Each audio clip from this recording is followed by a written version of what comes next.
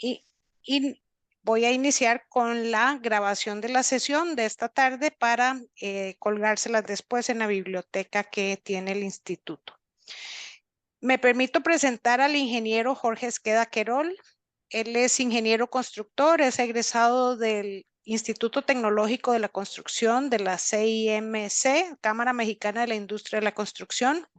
Tiene un máster en BIM Manager Professional en edificación, un diplomado en análisis de ciclo de vida de las edificaciones, mercados de carbono, y posee múltiples certificaciones, entre ellas Lead Green Associate, Edge Expert, BIM Professional Building Smart, Construction Product Life Cycle Assessment Specialist, entre otras. También posee diversos cursos en tecnologías de sustentabilidad para la construcción y rehabilitación de infraestructura en Cleveland, Ohio, tecnología avanzada para concretos especiales de alto comportamiento, y a la fecha se desempeña como gerente de concretos de sustentabilidad de concreto para la empresa SICA. También ha trabajado para Master Builders y tiene también la vicepresidencia de aplicaciones de innovación tecnológica y sustentabilidad de la ANIPAC. Así también ha sido miembro o subdirector del Comité de Sustentabilidad del BIM Task Group en México, director de normalización del ACI para la sección del Centro Sur en los años del 2013 al 2016, miembro fundador del Colegio de Ingenieros de Constructores de México, entre otro serie de atestados que tiene don Jorge. Entonces, sin más preámbulo y dándole el agradecimiento por compartir su conocimiento con nosotros, le doy espacio a don Jorge para compartir el tema de esta tarde. Agradezco también a todos los participantes. Yo voy a estar chequeando, pero mantener sus micrófonos silenciados. Muchas gracias y en sus manos quedamos, don Jorge. Buenas tardes. Muchas gracias por la invitación. Sí están viendo mi pantalla, ¿verdad? Yo sí. Ok, perfecto. Entonces vamos a arrancar. Pues les agradezco mucho el espacio que me otorgan, para que disfrutemos un ratito esta hora que tenemos juntos. Realmente es un placer para mí. Yo siempre lo he dicho, este, aunque ustedes no lo crean, Costa Rica es el país más transparente de toda Latinoamérica en esto que vamos a ver. Y me llena de orgullo decirlo, porque siempre los pongo de ejemplo, ¿no? Ahorita que veamos la presentación les voy a decir qué es lo que hacemos mal en otros países, ¿no? Y qué hacen muy, muy bien en Costa Rica, cuál es la transparencia de Costa Rica. Entonces vamos a ver, aquí comencemos. Bueno, pues nosotros somos parte de SICA, una empresa suiza a nivel mundial, y estamos enfocados, tenemos un compromiso ambiental de reducción de emisiones. Nos enfocamos mucho en la durabilidad de las estructuras, reducción de emisiones, ahorro energético. Tenemos muchas soluciones para la construcción sostenible o sustentable. Este término me gusta mucho aclararlo, porque oímos sostenible, oímos sustentable. ¿Cuál es el término que acuñado que mejor representa o el que es el correctamente preferible decir? Es, por ejemplo, en México te decimos, bueno, yo digo de broma, que estamos muy lejos de Dios y muy cerca de Estados Unidos. Entonces, en México es sustentabilidad. O sea, en México vas a oír la palabra sustentabilidad por todos lados, ¿no? Cuando oyen la palabra sostenible, como que no captan muy bien.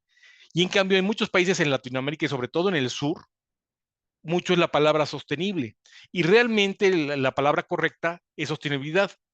Aunque las dos palabras se usan correctamente, la que más sería sostenible porque es a través del tiempo. Y nosotros en nuestros productos, realmente sistemas, vemos, tenemos declaraciones ambientales de producto, estamos muy preocupados en seguir todas las normas y que el contenido de VOCs o TBOC de los productos sean los mínimos. ¿Qué son los VOC? Los VOC es el contenido de compuestos orgánicos volátiles. ¿Y qué es eso, no? Por ejemplo, ustedes piensen, cuando se suben a un coche nuevo, ¿a qué huele? Van a decirme, pues a nuevo, ¿no? Ese olor es, todo lo identificamos, ¿no? Cuando nos subimos a un coche huele a nuevo, ¿no? Y queremos que ese coche que acabamos de comprar huela a nuevo por mucho tiempo. Pero realmente lo que estamos aspirando o respirando es solventes, es vapor de solventes, o sea, los selladores, adhesivos, etcétera, que trae la alfombra del coche y todo eso, los plásticos, está desprendiendo vapores de solventes y es lo que estamos inhalando. Entonces nos estamos enfermando. Realmente ese olor a coche nuevo realmente es muy malo. Y entonces también tenemos lo que es REACH. Buscamos que nuestros productos no contengan materias primas que están en una lista roja o que se llama la Red List, que causa mucho daño al ser humano o a la vegetación o a los animales, ¿no? Es, por ejemplo, mercurio, asbesto, cosas así que son muy peligrosos. Entonces hay una lista roja del cual un producto no debe contener esa materia prima. La regionalidad, sabemos que obviamente para transportar cosas de un lugar a otro hay emisiones. Y entonces es muy importante nosotros con nuestro, que le llamamos la footprint de nuestra empresa, es las fábricas donde se desarrollan estos productos en cada uno de los países que estén más cerca del consumidor. Por ejemplo, si traemos cosas de China, de Europa, etcétera, todas las emisiones que se están yendo al medio ambiente. Tenemos pisos, sistemas de pisos, cubiertas o techos, donde buscamos el SRI, el índice de reflectancia solar. ¿Qué es esto? Sabemos que en las grandes urbes existe lo que se llama el efecto isla de calor.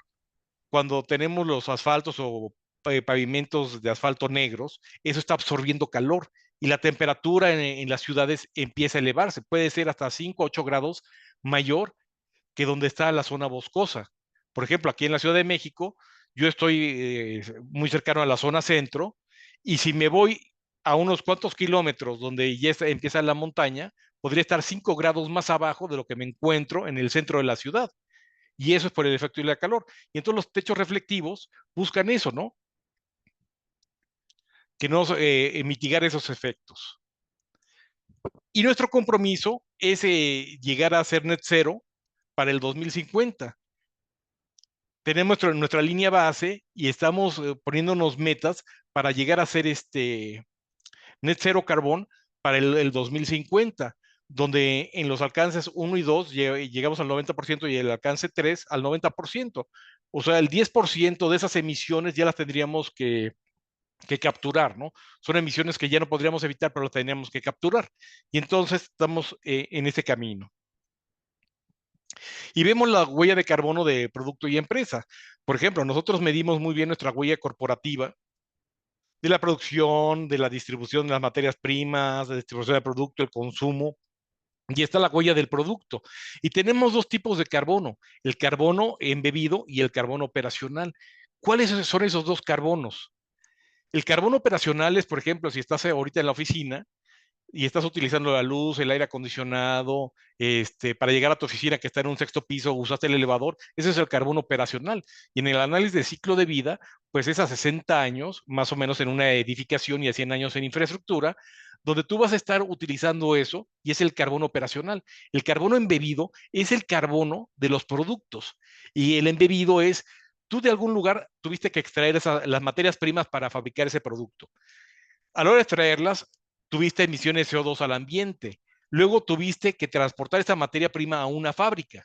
En esa fábrica, bueno, en ese trayecto hay emisiones de CO2.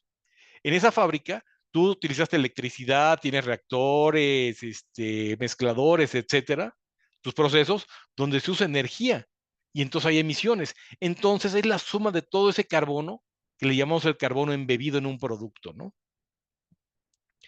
Y entonces me gusta empezar con este ejercicio. Esto es Esto para, es para... ya que hay gracias, Melina. Esto es para más o menos ir calibrando o ir cambiando el punto de vista de los materiales y del concreto sobre todo, porque yo soy el especialista en la empresa en concreto y cómo el concreto puede, se puede fabricar sin dañar tanto al medio ambiente. Cuando decimos mi material es sustentable o sostenible, ya cometimos el peor error de la vida, eso es greenwash. Es cómo mi material puede contribuir con la sostenibilidad o sustentabilidad. Entonces, por ejemplo, tenemos estas dos imágenes, A y B. Piensen ahorita ustedes, ¿cuál de las dos creen que tenga menos impacto al medio ambiente? Aquí no hay respuestas buenas o malas. ¿Ya pensaron en una? Ok, vamos a analizar estas dos imágenes. Los dos cumplen la función de la mitigación de islas de calor, ¿no? De igual manera, no tenemos ningún problema. Captura de CO2. Es más eficiente la imagen de la A que de la imagen de la B. ¿Por qué? La naturaleza es más grande en la parte A o en la fotografía A. Entonces, al ser plantas de mayor tamaño, con raíces más profundas, etcétera, durante la fotosíntesis las plantas capturan el CO2 de la atmósfera y lo mineralizan en el suelo, queda atrapado. Eso captura de carbono y está haciendo fotosíntesis y está produciendo oxígeno. En cambio, la B es pasto y el pasto es muy chiquito y realmente no es tan eficiente en la captura de CO2. Pero ¿qué pasa con el agua? El 28% del agua en el mundo es usada para la construcción. Y entonces, si tú ves en la imagen A, son plantas endémicas o nativas que no requieren irrigación. Y en cambio, la B, como es pasto, se necesitan de 2.5 a 4 centímetros de tirante de agua por semana para mantener vivo ese pasto. Por ejemplo, en la certificación LEED, ni imaginarte que vas a poner en tu proyecto pasto. En California está prohibido usar este pasto. En China ya está prohibido usar pasto por la huella hídrica. Todo el agua que utilizas de la red para mantener viva esa vegetación. Y por ejemplo, la huella de agua se define como la cantidad total de impactos ambientales potenciales relacionados con el agua producidos en procesos, productos o en todo el ciclo de su vida, ¿no? Y tenemos aquí el planeta azul. Si extraemos todo el agua del planeta azul, vamos a ver que el agua salada es la pelotita grande y ese puntito que parece un grano de arena es el agua dulce. Solo el 3% del agua en el planeta es agua dulce y solo el 2.5% es de calidad para consumo humano. Y se acuerdan la estadística anterior que el 28% del agua se utiliza para la construcción, imagínense, y solo el 3% es agua dulce en el planeta. Vean en el estrés hídrico que podríamos llegar a estar en algunos países, o que ya estamos llegando, ¿no? O regiones. Por ejemplo, estos datos. Una taza de café, ahorita si se tomaron una taza de café, su huella hídrica directa son 125 mililitros de agua, su tacita de café. Pero realmente la huella hídrica indirecta, o sea, toda la huella hídrica son 140 litros de agua, porque usaste agua para el cultivo del grano, agua de lluvia para el riego, proceso de secado, tostado, molienda, envasado y transporte, se utilizaron 140 litros de agua. Por ejemplo, si tú dices, me tomé un vaso de 250 mililitros de agua, realmente lo que utilizaste fueron 8 vasos de agua. Y ven esta gráfica. Para que llegue un kilo de carne a tu mesa, se van a requerir 15,500 litros de agua. ¿Por qué? Es el agua para que la pastura de lo que se come el ganado, el agua que comió ese animal durante toda su vida, desde que era un becerro hasta que creció, hasta que lo llevaron al rastro, procesaron la carne, etcétera. Se necesitaron 15,500 litros de agua por cada kilo de carne. Y entonces, ¿a qué viene esto? ¿Qué utilizamos en el concreto? Pues agua, ¿no? Necesitamos agua. Entonces necesitamos optimizar el uso de agua en el concreto. Y por ejemplo, los flujos de agua virtuales nos ayudan a ver cómo se usan los recursos hídricos en un país para respaldar el consumo en otro país. Por ejemplo, en México se jactan mucho cuando es el Super Bowl en Estados Unidos que exportamos no sé cuántos millones de toneladas de aguacate para que hagan su guacamole, ¿no? Y aquí se ufana mucho que Michoacán manda mucho aguacate a Estados Unidos y eso, pero realmente estamos llevando el agua virtual. Obviamente ellos no están consumiendo agua de su suelo, el agua está saliendo de México. No es solo el aguacate, el agua que estás utilizando. Y entonces los países que importan mucho frutas, etcétera, que requieren mucho recurso hídrico, no están explotando los suyos y están causando estrés hídrico en otras partes del mundo. Y veamos este otro ejercicio. Tenemos dos losas de concreto, que una se reforzó con fibra sintética y la otra losa de concreto con electromalla soldada. ¿Cuál creen ustedes que sea la que menos impacto tiene al medio ambiente en su ciclo de vida de 60 años, ¿no? Desde que extraemos las materias primas hasta que las demolemos, ¿no? Ya que lo pensaron, vemos aquí, sale esta imagen, tenemos un análisis de ciclo de vida de las emisiones de CO2 y vemos que la que está reforzada con fibra sintética solo tiene 6,000 kilogramos de CO2 equivalentes. Y en cambio, la reforzada con electromalla soldada tiene casi el doble. Pero ¿cómo podemos hacer para optimizar más esto? Tenemos esta imagen, que es un análisis de coeficiencia que lo voy a explicar más adelante. Tenemos nuestro concreto testigo, ¿no? ¿Qué les gusta? Que sea un concreto 280, 300 kilogramos sobre centímetro cuadrado, 30 megapascales. Pero, ¿qué hacemos nosotros con las tecnologías que tenemos de aditivos? Nosotros tenemos que demostrar que con las tecnologías vamos a dar el mismo performance de los 300 kilogramos sobre centímetro cuadrado, 30 megapascales, con un revendimiento X, con una permanencia X, etcétera, el mismo concreto, o sea, el mismo performance, pero demostrando que sale a menor costo producirlo y tiene menos impactos al medio ambiente. Y luego de eso decimos, ya tengo mi piso, ¿no? Sabemos que el piso con macrofibra sintética tiene menos impacto al medio ambiente y me piden ponerle un recubrimiento. ¿Qué recubrimiento le pongo? ¿Cuál creen ustedes que tenga menos impacto al medio ambiente? ¿Un piso epóxico o un piso uretano cemento? Y ahí les va.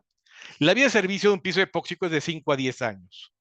La de un uretano cemento es libre de mantenimiento por 20 años.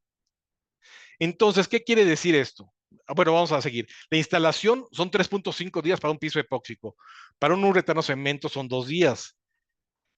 El piso epóxico requiere un resello una vez por año. El uretano cemento no. Pero entonces, ¿qué sucede? Si tu análisis de ciclo de vida es para 60 años, por ejemplo, con un uretano cemento, tú nada más en todo el ciclo de vida de ese, bueno, de ese piso, vas a tener que poner 3 veces o de un impermeabilizante en una azotea, en un techo, que fuera de vida útil de 20 años, vas a tener que instalarlo 3 veces en todo su ciclo de vida. 3 veces vas a extraer materia prima, transportar, fabricar, volver a transportar a la obra, colocar, etcétera. Y en cambio, en un piso epóxico van a ser 6 veces, y eso que estoy tomando, la vida de servicio de 10 años, ¿no?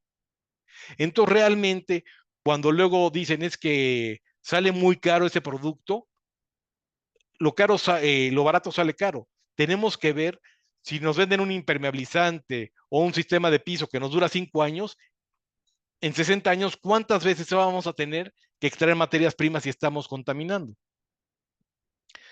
Esto es lo que les comentaba del carbono embebido en los productos y el carbono operacional.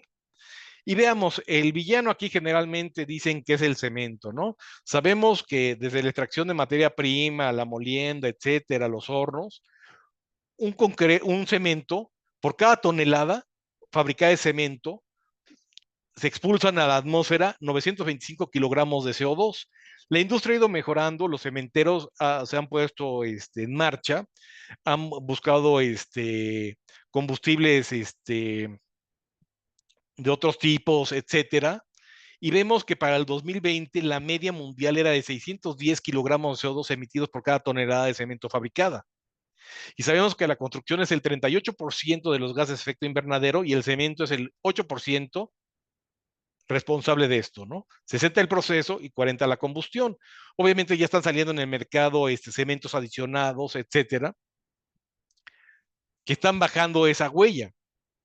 Y también es porque quieren llegar a ser net cero, pues el compromiso llegar a net cero para el 2050 y más allá. Pero no se preocupen, o sea, la producción de cemento y de concreto no va a disminuir. Esta gráfica nos muestra las proyecciones para el 2030. Vemos que en 1980 la producción en billones de toneladas métricas de cemento estaba en 0.9 y de producción de billones de metros cúbicos está en 2.8 billones de metros cúbicos. Y se espera que para el 2030 sea 4.8 billones de toneladas métricas y de concreto 15.2 billones de metros cúbicos. Entonces, el volumen globales han aumentado más de 5 veces desde 1980. Y entonces, ¿qué tenemos que hacer? Obviamente, en nuestros países de Latinoamérica, nosotros construimos con concreto. lo que tenemos que hacer es medir la huella de carbono. Y por ejemplo, ¿qué mide la huella de carbono? Los gases de efecto invernadero en kilogramos de CO2 equivalentes, considerando todas las etapas del ciclo de vida del producto o del servicio evaluado, desde que nace hasta la tumba, ¿no? Pero no habían oído hablar de esto, me imagino. ¿En qué consiste la huella de carbono digital? La huella de carbono digital es la contaminación que no vemos y procede de las emisiones de gas de efecto invernadero. Esta elevada huella no se debe tanta medida a los mensajes o acciones que se realizan en Internet, sino algún momento de todos los datos que se guardan y se comparten y se almacenan en un servidor, correos o en un dispositivo que consume energía y por tanto necesita suministro eléctrico que genera grandes cantidades de CO2. Obviamente tú en la nube, si tienes música, archivos, etcétera, mandas muchos mails, mandas muchos attach, estás generando una huella de carbono digital. ¿Por qué? Porque, según las cifras, por ejemplo, de Google, cada búsqueda en Google libera 0.2 gramos de CO2 equivalentes a la atmósfera. YouTube fue la plataforma que más carbono produjo en el 2021 con 702,000 toneladas de CO2. Una hora que veas una serie de Netflix emite 55 gramos de CO2. ¿Y por qué es esto? Porque tú requieres servidores, data centers, y en esos data centers tú requieres enfriarlos. Se requiere energía eléctrica. ¿Y de dónde viene esa energía eléctrica? De algún proceso, ¿no? Digamos, en nuestros países, por ejemplo, en México, nuestro presidente cuando entró, tronó todos los parques eólicos. Quiso los parques fotovoltaicos, también los quiso eliminar, etcétera. Y estamos construyendo refinerías, una refinería muy grande. ¿Por qué cuando les comenté al principio que Costa Rica era el país que pongo de ejemplo en mis pláticas, que es el más transparente? Por esto, van a ver, hay algo que se llama sistema de comercio de emisiones. Esto está en muchos de los países, es donde, por ejemplo, aquí en México, a las empresas, por ejemplo, las cementeras, le dicen, tú solo puedes emitir en un año 100,000 toneladas de CO2 equivalente al ambiente. Y eso tiene que estar reportado en el Registro Nacional de Emisiones. Cuando hablamos de dióxido de carbono equivalente, de CO2 equivalente, el equivalente, ¿por qué es? Porque necesitamos una unidad de medida. Y entonces usamos el carbono, por ejemplo, pero hay otros gases que se emiten a la atmósfera, como el metano, el óxido nitroso, el hexafluoruro de azufre, pero serían 23,500, 265 y 28.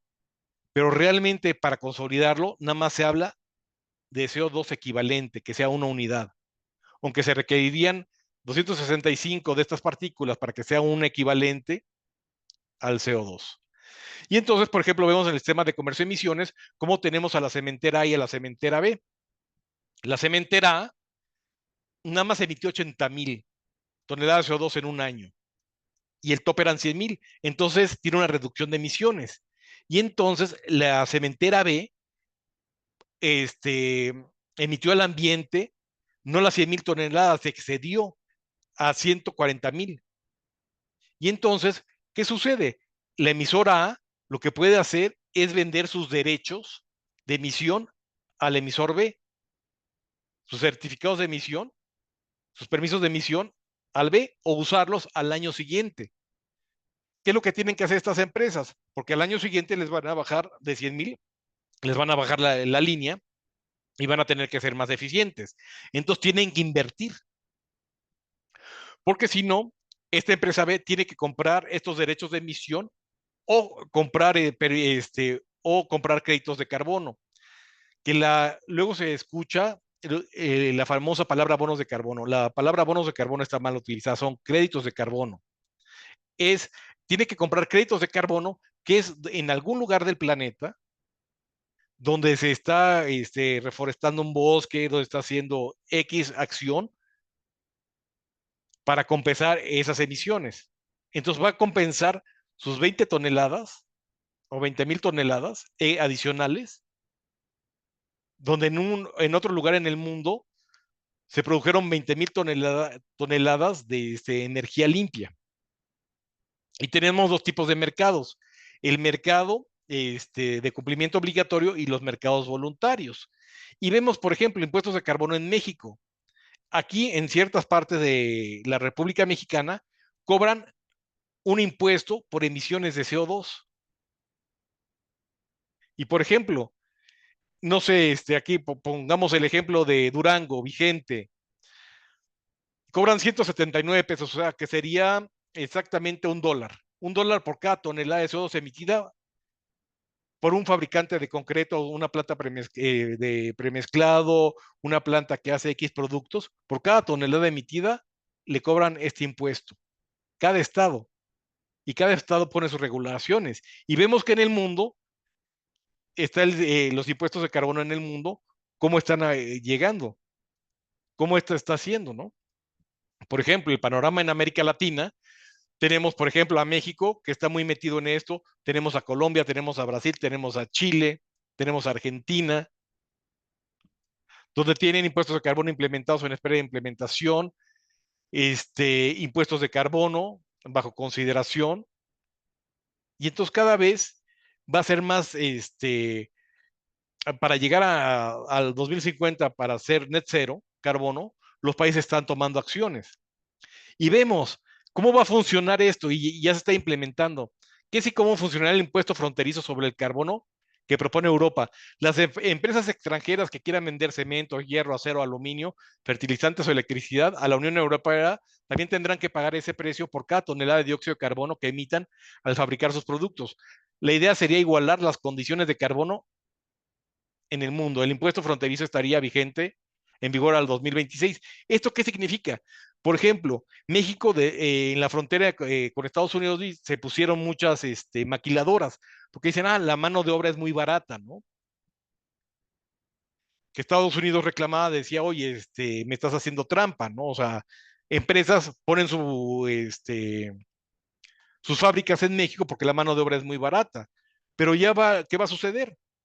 Empezaron a poner fábricas en México porque no había impuestos en ciertas áreas sobre el carbono.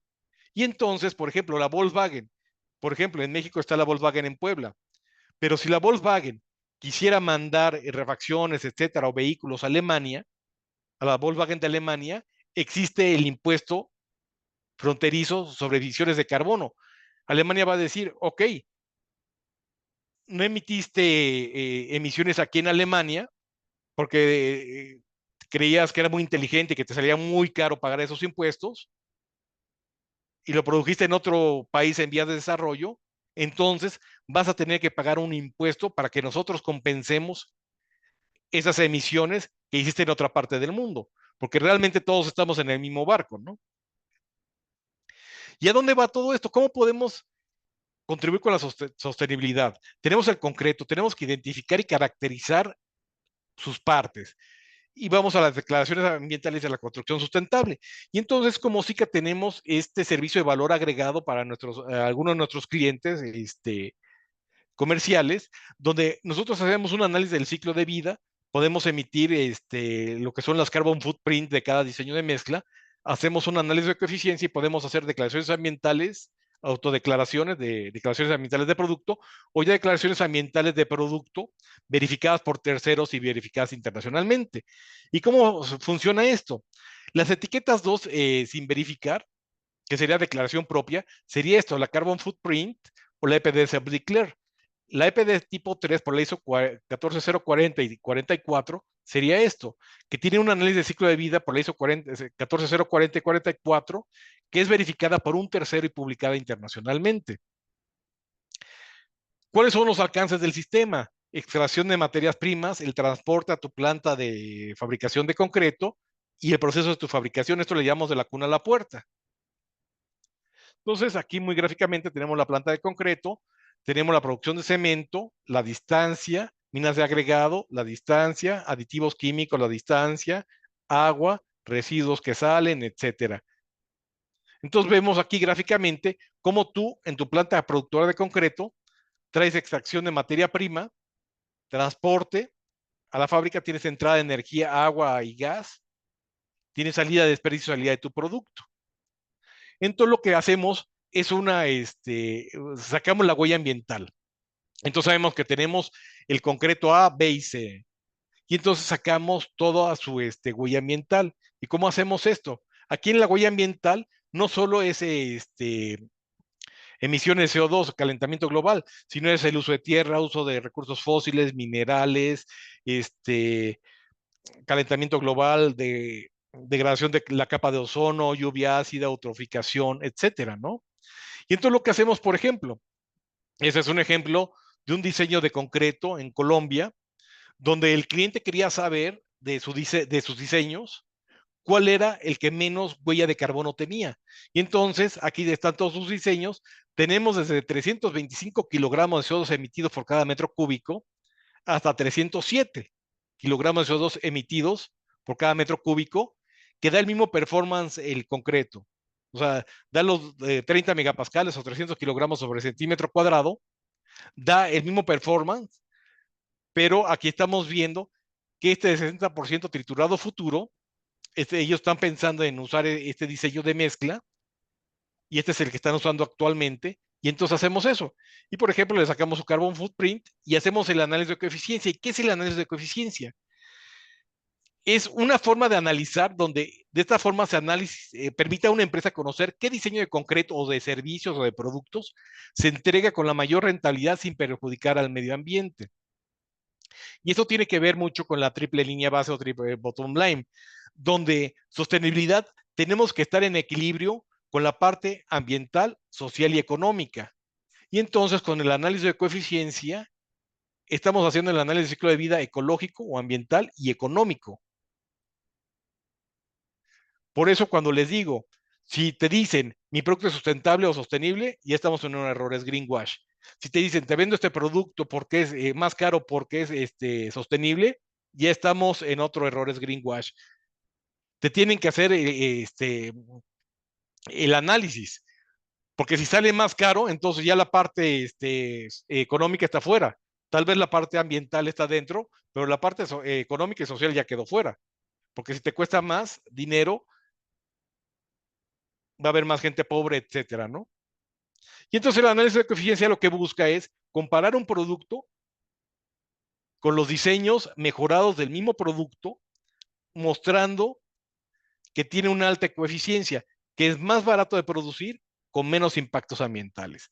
Entonces, por ejemplo, en este caso de Colombia, aquí está el costo de cada uno de los insumos, de las materias primas de su concreto, de los concretos, y vemos cómo este es el triturado inicial, este es el costo de su producción actualmente, de ese metro cúbico.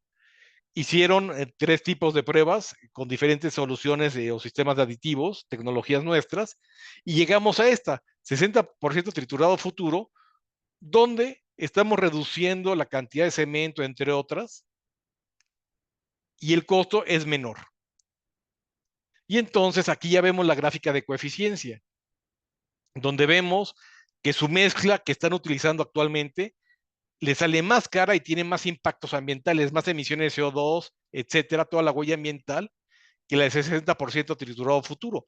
Entonces, ¿qué hacemos con esto? Ya cuando optimizamos su diseño de mezcla para que sea más económico de producir y tenga menos impacto al medio ambiente, a esta le podemos sacar su declaración ambiental, o sería lo más conveniente.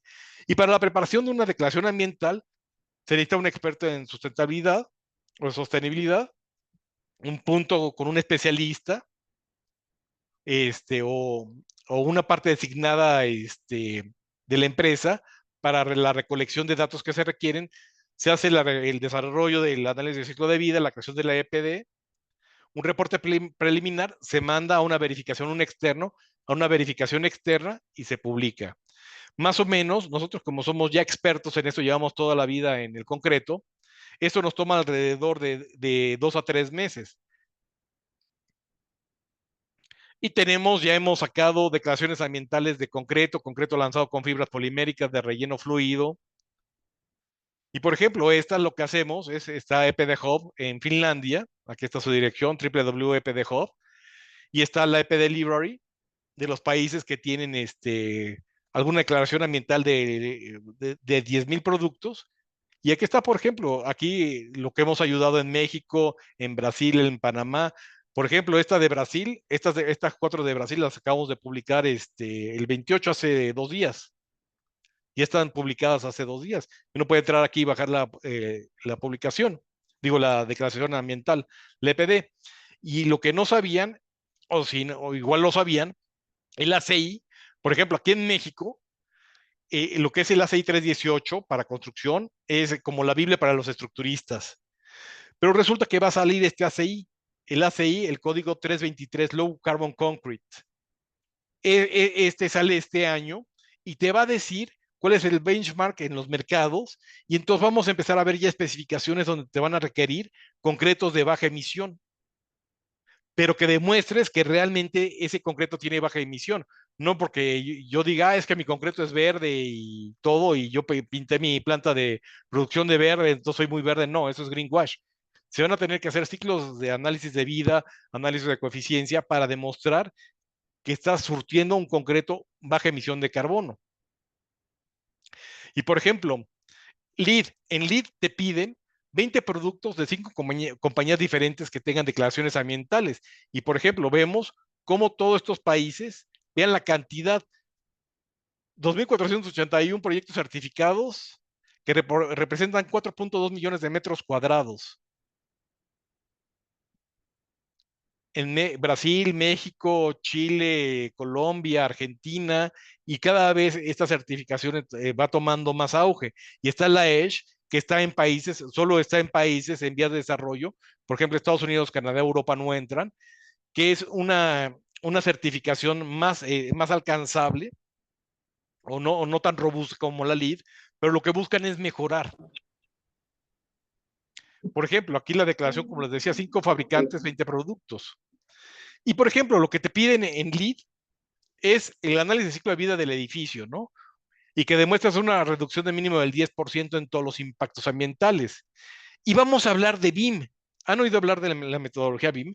BIM no es un software, es una metodología. Y BIM 6D es la parte de sustentabilidad. Y por ejemplo, ustedes en un Revit van a ver aquí, hablamos de un uretano cemento, ¿se acuerdan del piso cuando vimos los ejemplos? Esto sería la representación gráfica de un piso Euclid, ¿no? De un uretano cemento. Pero realmente esta representación tridimensional trae metadatos. ¿Y esos metadatos qué son? Son los datos de la ficha técnica, rendimientos, conductividad térmica, impactos ambientales, todos los datos. Entonces, cuando tú entras en una librería BIM, por ejemplo, BIM Object, vas a encontrar muchos productos que tienen esas representaciones y vas a encontrar productos que tienen declaraciones ambientales ya en metadatos. Entonces, ¿qué es lo que yo hago en estos casos? Yo tengo mi proyecto de Revit, tengo un plugin que es aquí OneClick LSA, y lo que hago es exporto toda la información de todos los materiales de ese proyecto a mi programa de sustentabilidad. Y por ejemplo, aquí tú puedes cambiar el país. Aquí, por ejemplo, yo lo hice para México, para este proyecto Antara. Y entonces me dice todo la cantidad de materiales que se utilizaron. Pero realmente, como yo nada más me especializo en el concreto, tenemos otra persona, Neudis de Pablo, que ella es la especialista en productos. Ella sí, ella le toca esto. A mí yo estoy en la parte de concreto. Yo lo único que hago es extraer la información del concreto. Tengo el proyecto Antares, puro concreto, hago la exportación de todo el concreto para columnas, vigas, losas, cimentación, etcétera, y hago el análisis de ciclo de vida a 60 años, donde tenía el proyecto con un concreto normal, un concreto testigo, y uno con un concreto, ya que le hice el análisis de coeficiencia. Y entonces tengo la disminución de la cuna a la tumba de kilogramos de CO2 equivalentes por metro cuadrado en ese proyecto. Y tenemos de A1 a 4, que sería A1 extracción de materias primas, A2 transporte a la fábrica, A3 fabricación, A4 transporte a la obra, B4 a B5 es toda la parte de operación, mantenimientos, etcétera. C1 a C4 es ya fin de vida, de demolición, etcétera. Y D que no viene aquí sería ya cuando lo mandas a reciclaje, ¿no? Pero vemos cómo demostré que de 761 kilogramos de CO2 equivalentes por metro cuadrado de los concretos que se utilizaron en este proyecto, yo puedo, con los análisis de coeficiencia, surtir un concreto que cumpla con todo el performance, que solo va a emitir 576 kilogramos de CO2 equivalentes por metro cuadrado en todo su ciclo de vida a 60 años.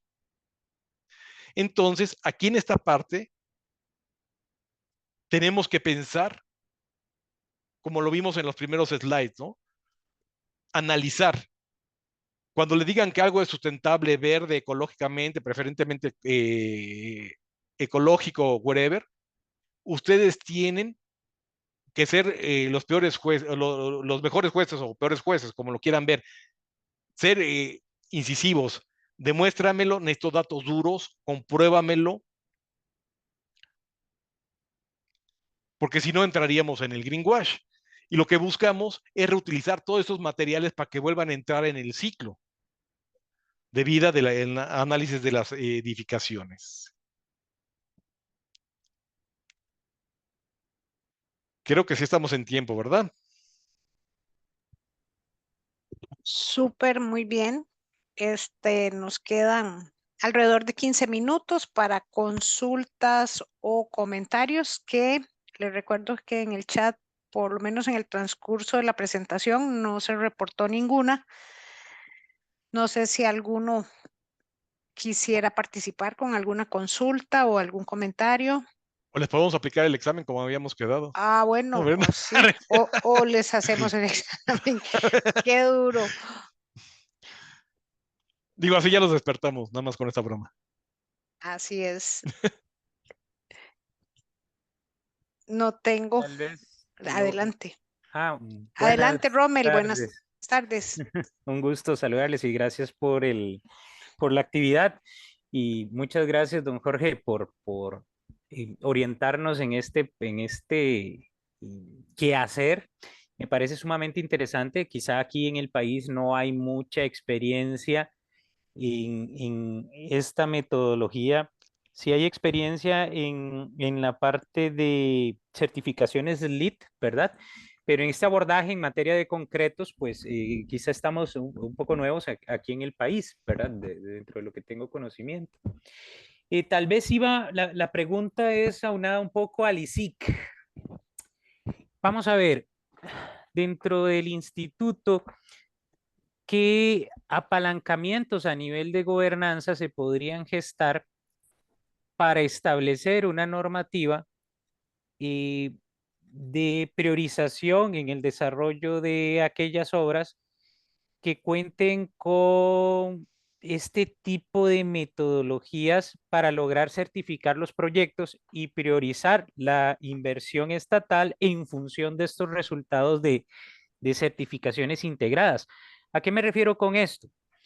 Eh, en una matriz de selección de proyectos a nivel del Estado, muchas veces gana el de menor precio, pero no el de mayor impacto hacia el ambiente, ¿verdad? En positivo. Entonces, al menos aquí en Costa Rica hay algunas propuestas de legislaciones en materia de leyes ambientales y de reducción de CO2, inclusive normativas de reducción de CO2,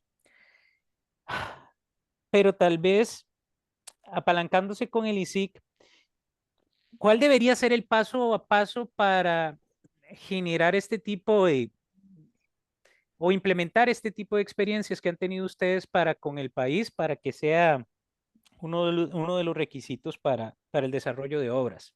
Por ahí va la pregunta, pero me parece sumamente interesante y de mucho aporte. Entonces, iba por ahí, gracias. Sí, Gracias, don Rommel, Rommel. muchas gracias, muy buena tu cuestionamiento. Por ejemplo, en México ya están saliendo licitaciones para carreteras de concreto hidráulico de low carbon. Entonces las empresas tienen que demostrar en la licitación que tienen concretos low carbon con todos estos análisis y obviamente con análisis de coeficiencia, que el concreto no te va a salir más caro, te tiene que salir más económico y con menos impacto ambiental. Y entonces en base a eso ganan la licitación. Muy bien. Y para tal vez complementarle la respuesta a don Jorge y con respecto a la inquietud de don Rommel, sí, el instituto lo tiene como en la mira, digamos, el tema a trabajar, y en este momento estamos en un levantamiento y en un acercamiento para una combinación de esfuerzos con el Colegio Federado de Ingenieros y Arquitectos y generar una experiencia o un proceso a nivel de desde que los proyectos se someten a consideración de permisos de construcción, ya vayan identificándose la huella hídrica y la huella de carbono. Entonces, pero eso está en ciernes, o sea, estamos empezando en ese proceso y la ambición es esa, don Romel, es de que un cartel licitatorio, como acaba de decir don Jorge, no se base en precio o en qué es pyme o no pyme, sino también que sepan tales. Pero bueno, despacito, pero con buena letra, sin pausa, vamos a seguir trayendo este tema a la normativa y a la gestión del país. Muchas gracias. Gracias, don Rommel. Aquí tengo a EGS Consultores que dice si se ha realizado algún análisis de medición de huella en Costa Rica. Entonces, no sé si don Jorge, usted tiene conocimiento de esa situación. Estamos empezando a hacer unos análisis de coeficiencia para Costa Rica. Mi compañero Adrúbal Brenes, que está en Costa Rica, que es más, está certificado en Life Cycle Analysis. Este, Acaba de comenzar con eso, pero nada más estoy esperando los datos. Es más, tenemos el proyecto con Adrúbal de queremos sacar un análisis de ciclo de vida y declaración ambiental de bloques de concreto, de unidades MU.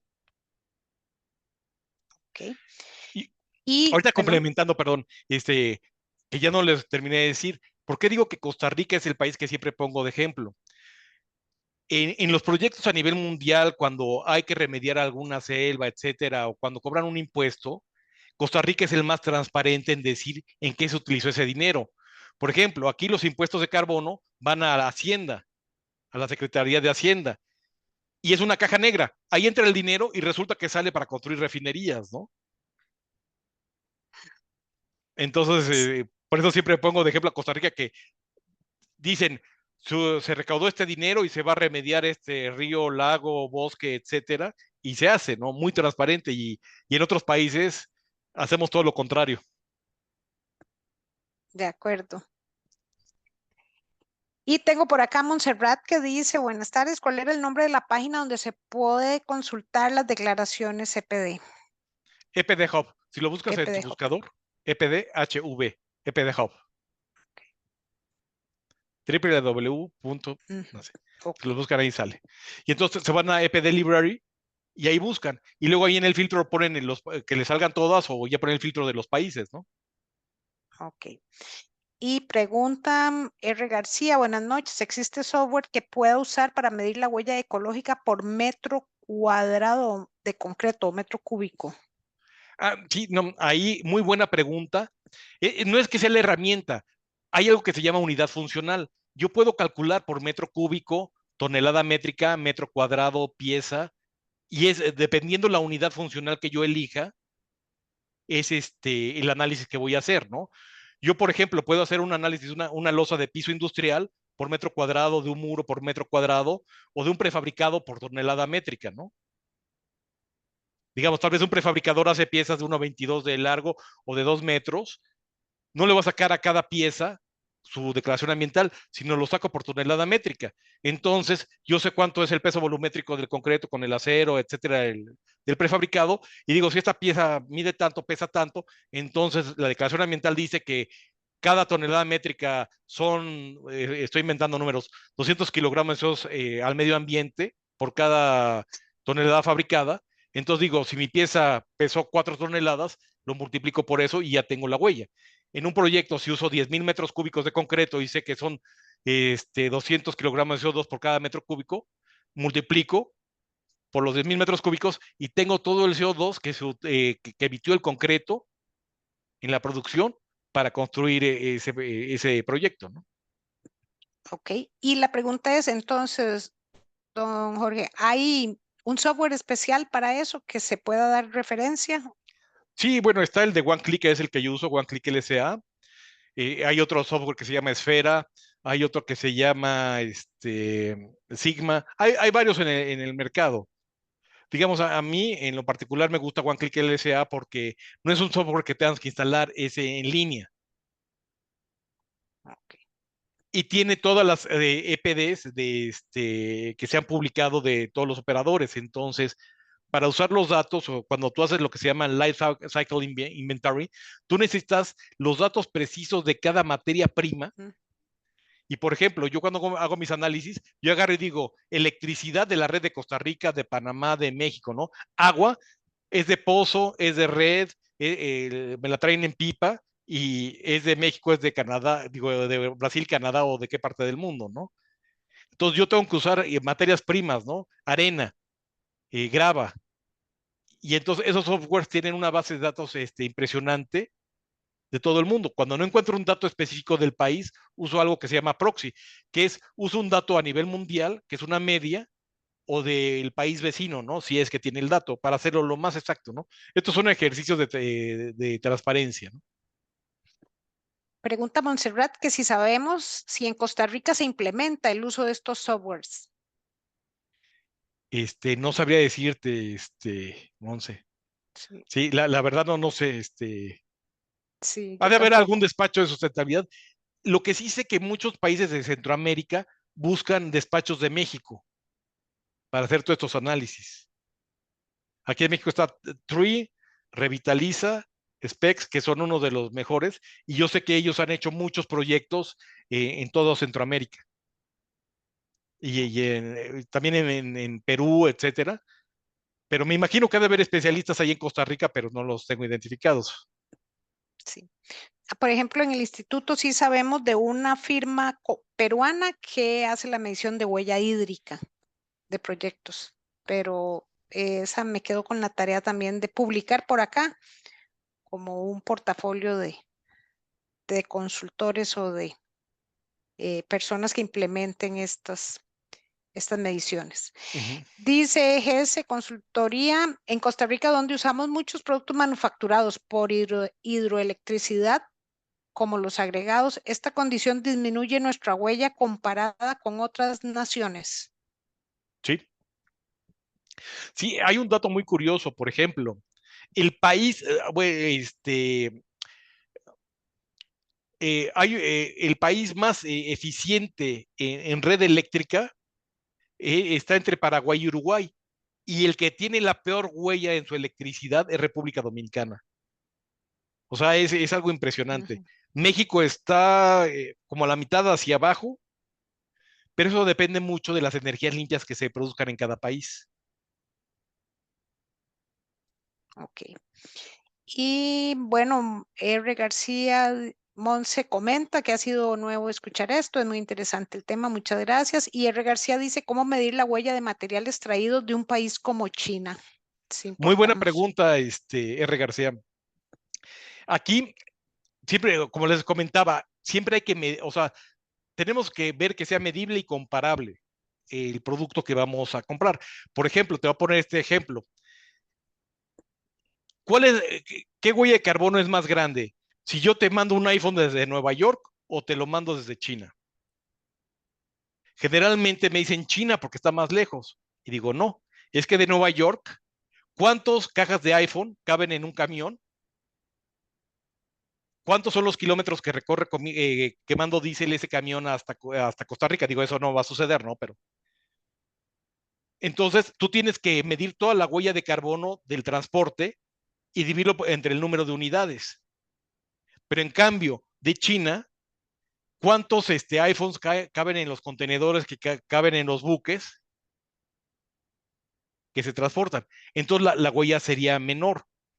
Pero no te vayas con eso. O sea, si hay manera de medirlo, tenemos que ver si es avión, camión, barco.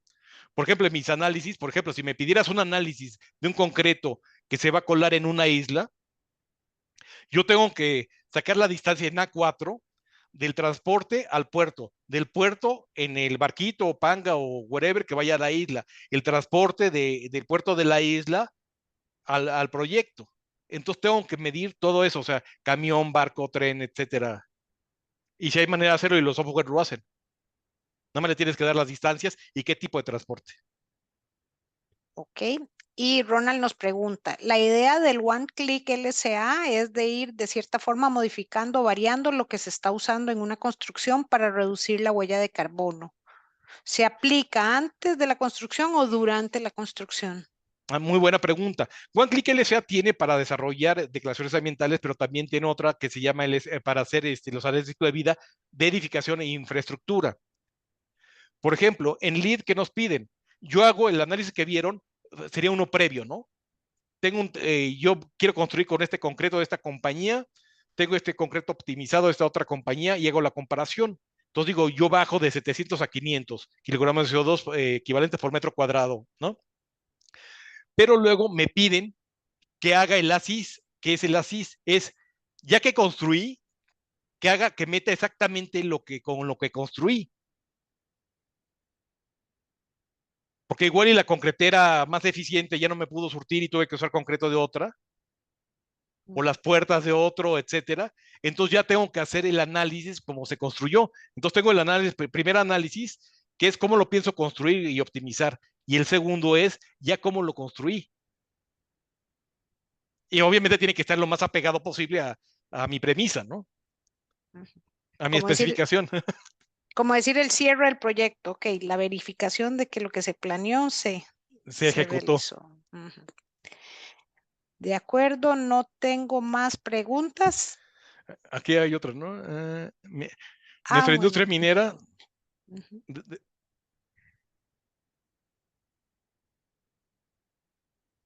a ver, nuestra industria minera de agregados, que son el 60% de los concretos y es relevante bajar nuestra huella de carbono e hídrica.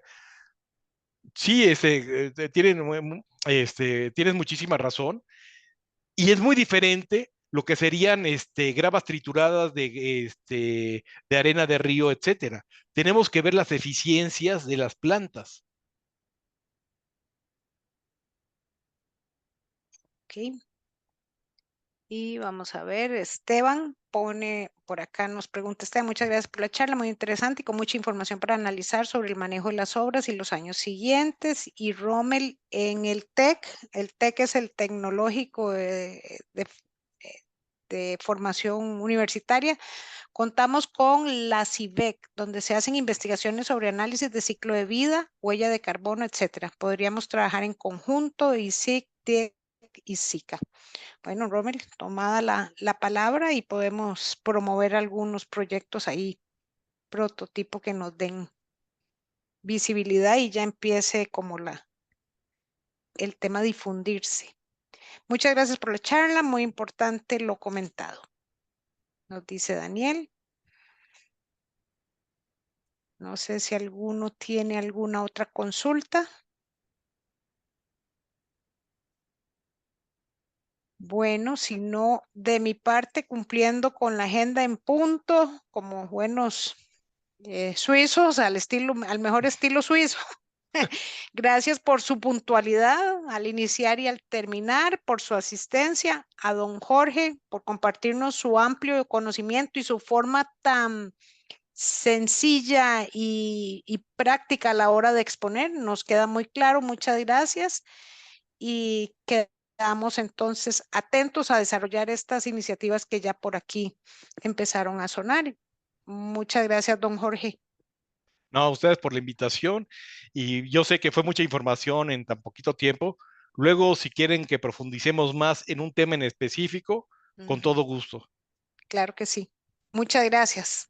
A Gracias a ustedes. todos. Buenas tardes. Excelente tarde. Gracias igual. Bye bye. Bye. Vaya, Drubal. Asdrúbal, gracias. Chao. Sí.